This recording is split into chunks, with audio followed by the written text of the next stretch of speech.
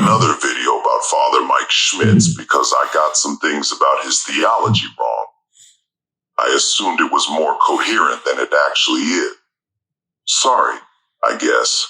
He has a classic natural law argument where marriage is what marriage is, and same-sex relationships fall outside this, what he calls isness.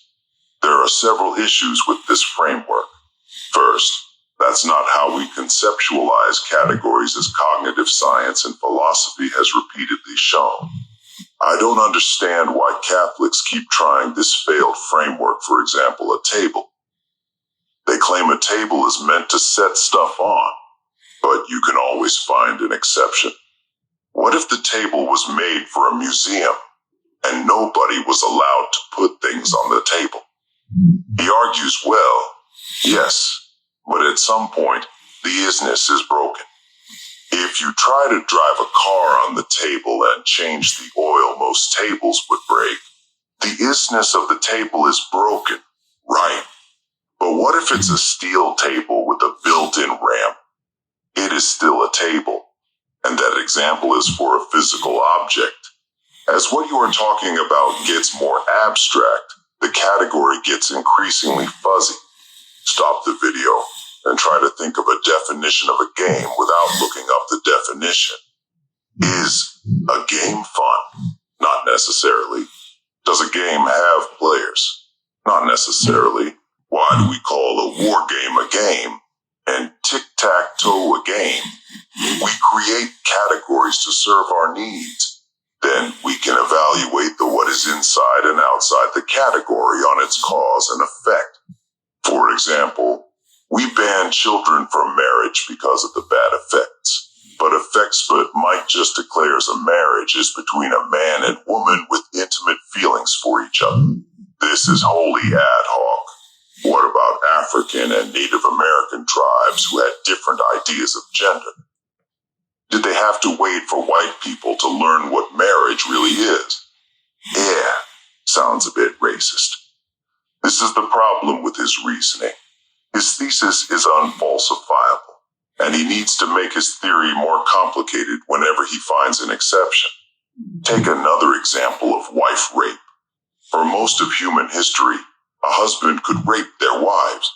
Is that in the isness of marriage? Well, no, because Mike doesn't like rape. Rightly so.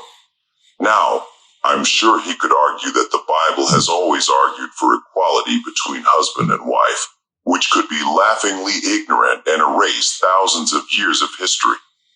And why do we need the Bible to figure out what is a marriage? However, this is the second problem.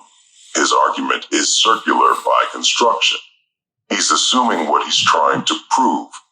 Although, I wouldn't even consider this an argument. It's God's command theory just dressed up to sound reasonable. God command theory is the theory that something is wrong just because God said so. This is okay, but he should just say that. His book could have been a tweet. Let's move to other examples of circular arguments he makes. He argues that couples who can't have babies biologically are not disordered because they have the same type of sex as other opposite-sex couples. It's like a baseball team that always loses. This is just an assertion backed up by a tailor-made example. I find Christians doing this thing where they make a metaphor to prove their point. This is not an argument, it's clarifying your position.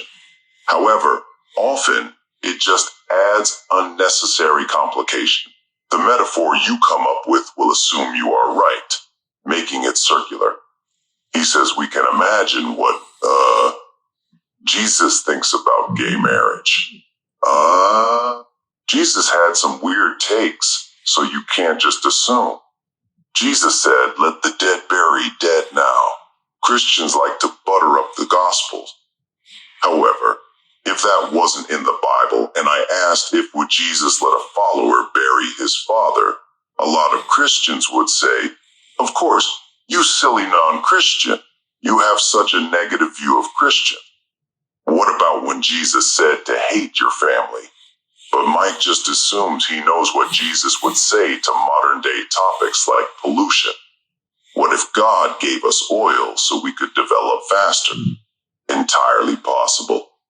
So, he's using a circular argument by just assuming what Jesus would say to validate another circular argument by just assuming what Jesus would say.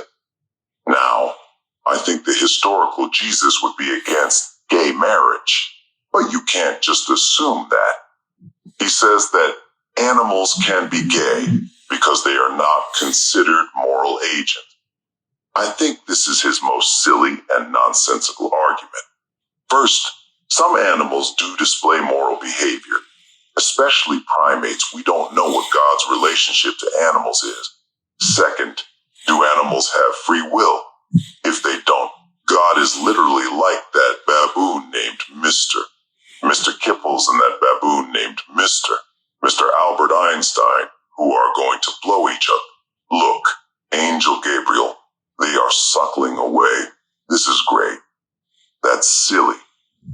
Now, a more cough rational way to look at the natural world would be, hey, homosexuality exists in nature, and ask how we can incorporate it into our society with the most compassion and love. Instead, Mike has to make his theory more and more complicated and add ad hoc exceptions to explain reality. So what kind of God do we get when we adopt Mike's theory? A God that makes baboons blow each other and make brown people need white people to explain what a marriage is. And even if you have a loving same-sex relationship, you should burn because it was not ordered. Do I smell fascism?